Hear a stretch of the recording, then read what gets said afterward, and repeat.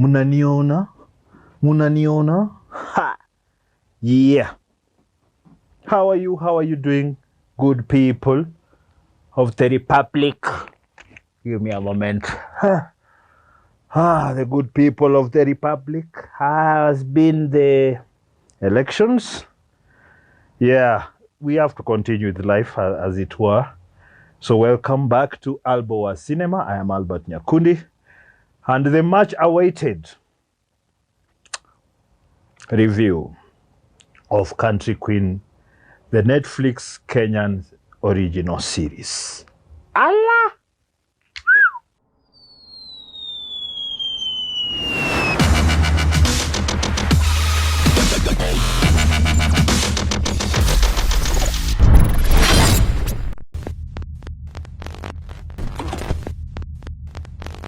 So, it was a bit of a surprise for me. Just a bit of a surprise for me. First of all, thank you so much for the last the views on the last review. I had about 700 or so on Facebook, and there are about I think 70 or thereabout on YouTube. I know YouTube is a bit trickier, but thanks for the for all those views, the feedback. I loved it. Apologies for the late response on the second review, but it is what it is. We have had our election. Wale wameshinda, wameshinda. For those who tears, it's mad tears. So what we are, basically what has had to happen now is that we have to go on. So I watched The Country Queen, the first 6 episodes. By and large, I liked it, by and large. In fact, just as a Kenyan product, I did like it. So there were a lot of things that I liked. There's some things that were off that I didn't like. I'm going to have this as a 2-parter. I'm going to just talk about the actors and whatnot on this first one. Then I'll talk about what is my personal passion, cinematography, in the next episode. So I'm just going to do, I'll say, another 10 minutes for this, just the cinematography of Country Queen. Let's first look into the synopsis of this this series. They've released they have released the first 6 episodes of this series. I believe there's, I think, another 6 or 7 to come to finish season 1.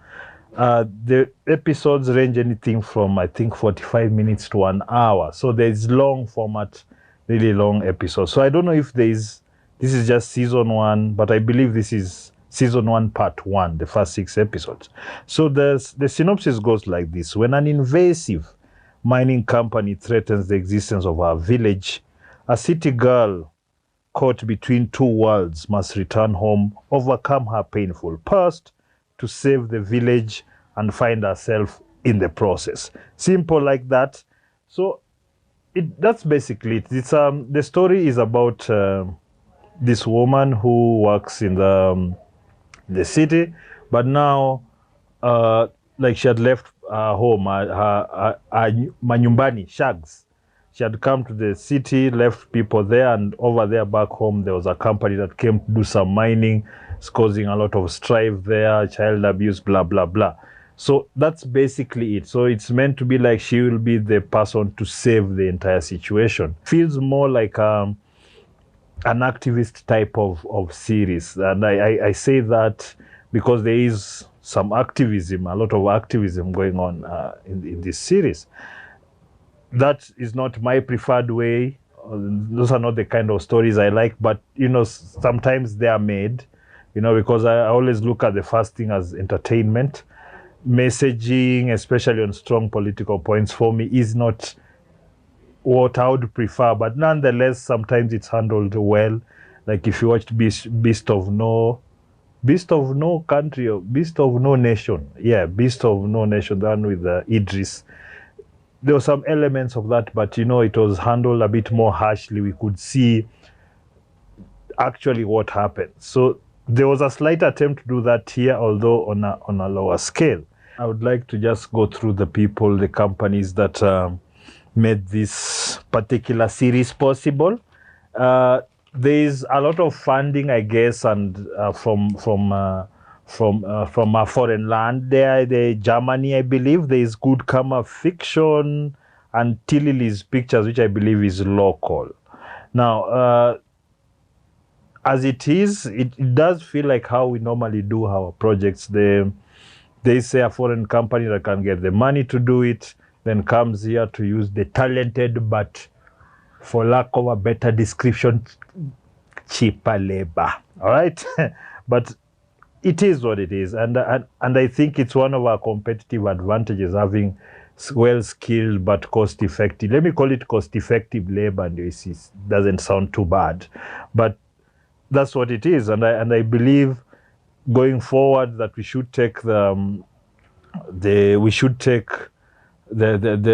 opportunity to actually produce our own, fund our own to go and sell to these international markets. Nonetheless, let's just go through first the directors.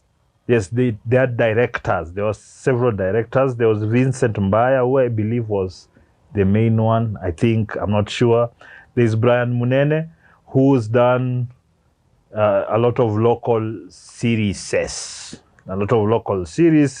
We have, I think there's a German there, Carla Bola. I don't know how you pronounce it, but it's Carla Bola. And then there's David Tosh Gitonga, the director of Nairobi Half-Life. Like our best film ever. I think objectively that's our best film in terms of how people responded to it. So he's there. He's done one episode. Carla has done one episode. Brian Munene 2 episodes. Vincent Bayer 3 episodes in this first batch of episodes. Now, the series is also written by a number of people. We have Wanjeri Gakuru. We have Yangize Kizinji, Lydia Matata. There is Mkamze Chamwatela, Kamau Ndungu, Florence Onyango, Oprah Oyugi, Annette Shadea. So there's a number, Charlene Wangari. There's a number of people that wrote this particular series. My personal preference are those are too many cooks in the pot, stirring it up. And if you are really being objective about it, there are things in there that could show that there are so many hands in it. I think maybe they went overkill because it's the first one and they really wanted it to work. The producers, there was Waltrod Ahart, yes, Ravi Kamalka, Kamau Ndungu, who's the local producer. There's Jean Alexander Ntivihabwa, that looks like one of those Burundian and Rwandese names. I'm not sure he's from, but I will put the description once I find. And then there's Peter Ibrist, who's the executive producer. The cinematography, which was, for me, I had mixed reactions to it. It was done by Andrew Mungai, who's a local cinematographer, and Talib Rasmussen, who I believe is also from Germany. So the series, as it it has a good crew, has a good cast, which I'm coming to next, and had at least, I think, the biggest budget of any series we've ever done as Kenyans.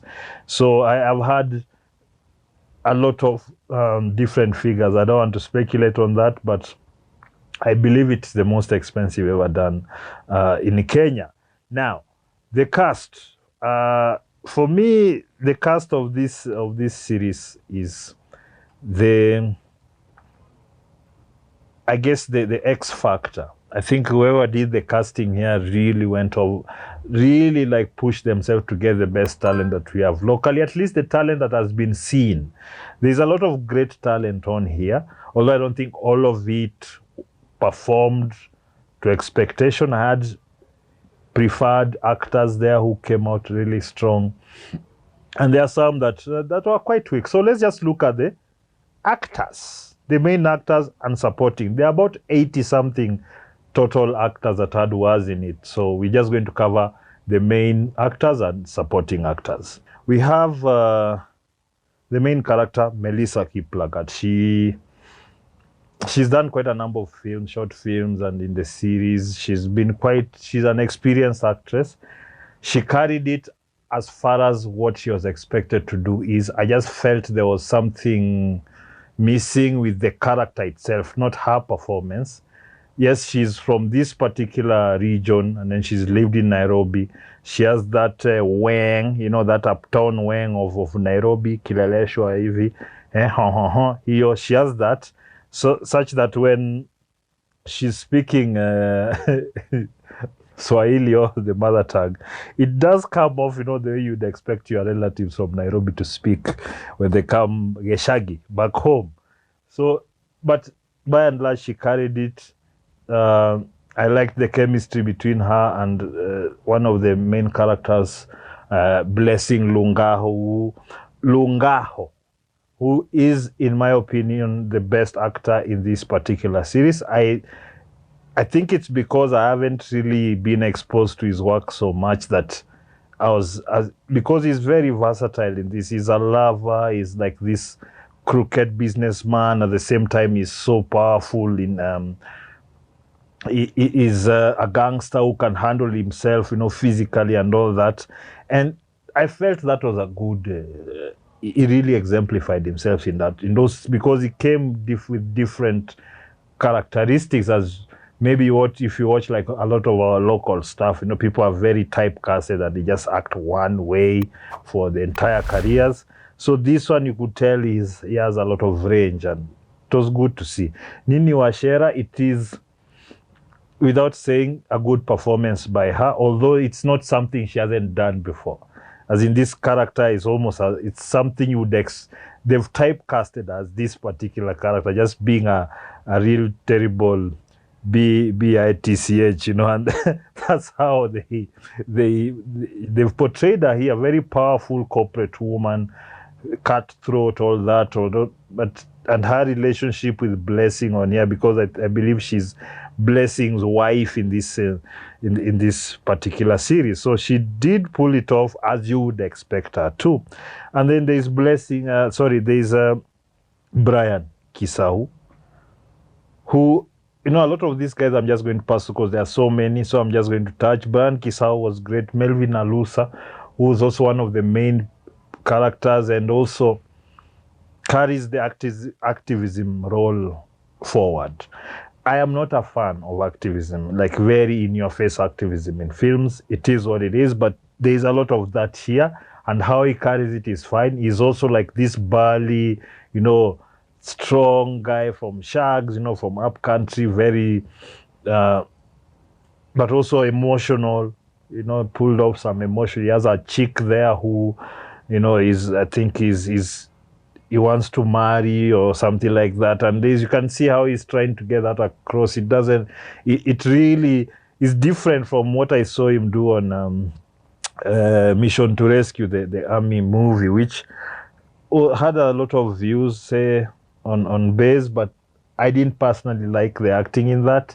It felt very robotic, didn't feel natural. Then we have Sheila Munyiva. This is one of the supporting actresses who, in my opinion, like the chicks who played these roles of supporting actors, they really killed it. It was so natural. The Kenyanese speaking fluently was really good. And I liked that a lot more than, say, how Melissa speaks, just on language. I just like the Kenyanese. It's a bias, of course, because I'm Kenyan, and there's Sheng and there's all these things. And when you mix it up with the Sheng and English and mother tongue, when you find an actor who pulls that off fluently, it's really something to behold. And of course, there was Raymond Ofula, who's the father to the main character. His character is the father, the main Melissa's character. And there was Mumbi Kaigwa, acting kama mama huko mashambani. And of course, there was the late Olwenya Maina, who this particular episode is dedicated to. He passed away. I believe, I don't know if it was after it was released or before. Nonetheless, he passed away. It's very sad. But it is what it is. But on this, he's a journalist. I liked how he played it, except the part where he was actually trying to do some journalisming. They didn't really give him the chance to be that guy. but also he has his own back and forth, which I liked. And there's a lot of situations they are put that, that, you know, like push, you see whether he can play both good and bad person, you know, convincingly. I liked it. The other supporting act, we have supporting actors like Oliver Litondo of The First Grader. He's kind of a mad guy that was just, I felt like he's just there to give exposition of what's going to happen or the situation as it is. Mumbi Maina, the great, that dark beauty from the hills, who's been on Matrix, I believe, she's been in so many things I can't really say, but she carried herself. Cindy Kahuha, who played the younger Melissa's character. Old school actors, we have Eddy Kimani, who was an idiot uncle at back in the village, together with Frank Kimani. Then there was Lwanda Jawar, who, as is most of the time, acts as a gangster. And then there is Nancy Wanjiku Karaja, aka Shix Kapienga. I think Shix is, 35 or 40 or something, but she acts like a young girl here and pulls it off because those genes are a bit different. I liked how she played it, but every time I get shocked, she always plays like a really young character than actually she is. She's in her, I think, mid to late 30s, if not 40s. But there she is. You can see, if you see her on the series, she just looks the part. There was Gitura Kamau of Family Meeting, and also a lot of plays at the theater. Alex Kayo. So there are so many other actors. There was even Jackie Nyaminde in there. There was so many others that, and they're all stars in their own right, although they didn't all have big roles. So it was quite something to see the collection of actors here. So good job on that, not wholly. There was the character of Isaiah. Isaiah was acting like a gangster here, and there's Bilal Mohammed, who, in my opinion, the first part of it didn't come off. Then he carried on and became more comfortable, almost feel. Isaiah's character also like a gangster. Yeah, I didn't feel that character. He looks the part, but once he opens his mouth, it just falls apart because it doesn't feel authentic. Even the Congolese accent they're trying to ape just sounds off, and I didn't particularly like that. He has the look. They should just have let him play in look or whatever language he's comfortable with. Otherwise, trying to fake that accent, I guess if you are from abroad and you don't know these accents, it won't really matter. But for me, because I know how the Congolese sound, that sounded so awful. At the same time, the conversation wasn't flowing, or you could feel like they were acting. That is, I think, my biggest problem. They shot this in Machakos and Muranga and Nairobi. So there was at least going to Mashinani, going back to the villages to try and use those locations. I don't particularly feel that I don't think they did a good job showing those locations, the landscapes and, the aerial photography. There was aerial photography, but it felt like it was just methodical. It's just, let's insert an aerial shot and not really showing us the landscapes and, transitioning to the ground, to something else. Because the series does start really fast. Like immediately, like in the first few scenes, you already know there's going to be beef here.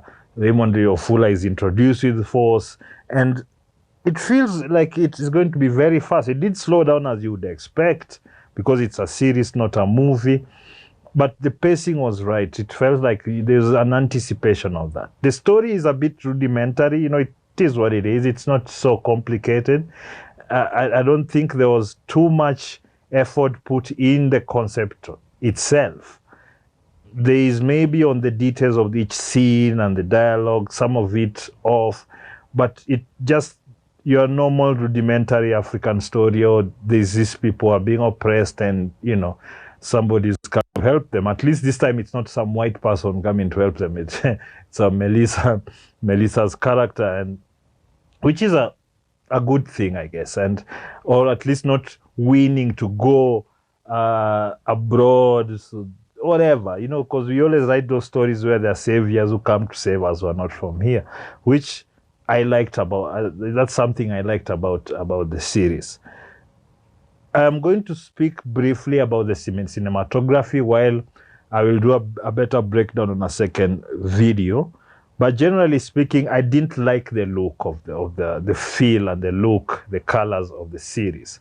Primarily because we seem to be going a lot with this faded look, this not very contrasted look, which is also not so saturated. I don't feel that that's the right way to go. It removes from the vibrance of us, the colors, the earth, the browns, the greens everywhere.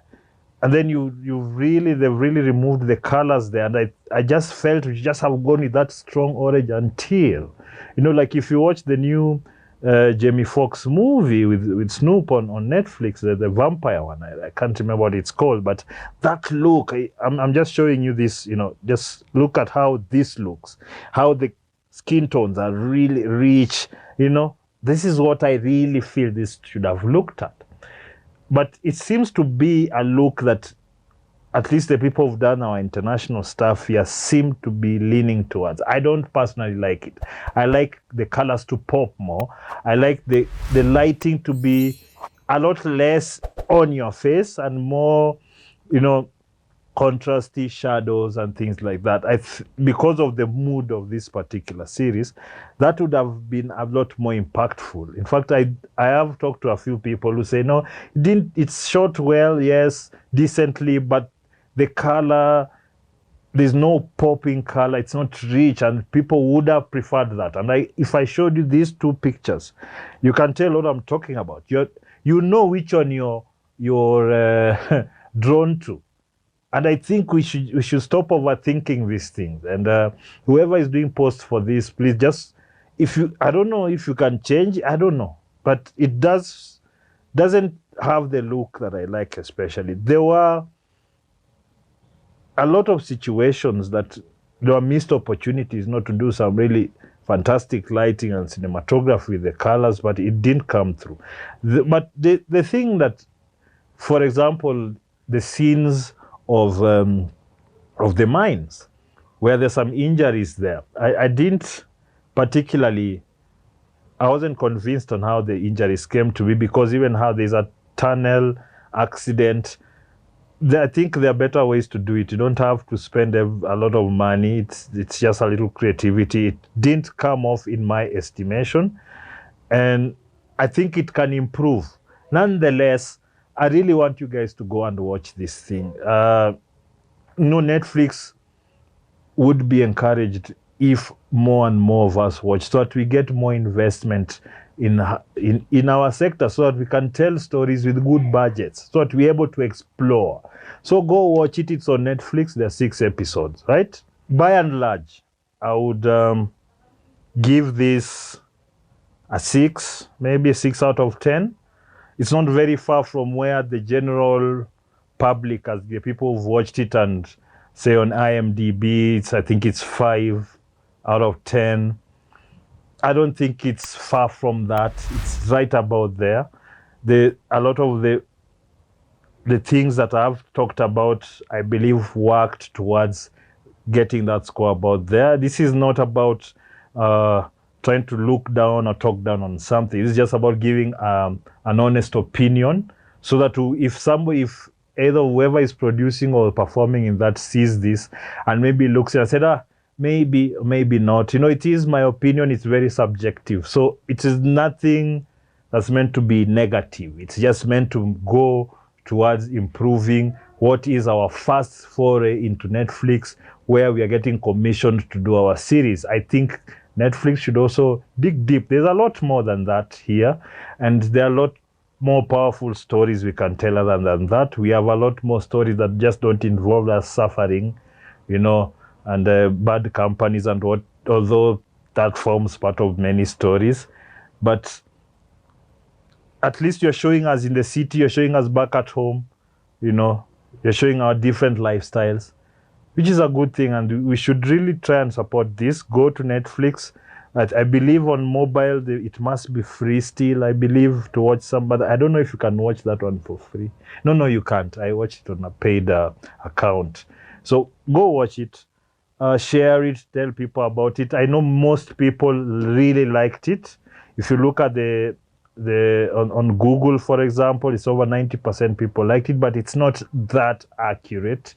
But it gives you like for me, I have the bias of being in the industry, being a cinematographer, being a director, producer. So I do have that. I do watch these things a bit with a different eye. But I think the fans wouldn't care as much as I do about some of these things. But they'll care about the story and the performances. And sometimes they wouldn't know how to describe what felt wrong about it until you show them. That works. So they should continue. I hope that the second part of this series really picks it up. It takes it a bit slow on that Marxism stuff. I don't know why you're putting that stuff in there. I mean, let those people of Marx and them, let them do their own. Let's do local politics.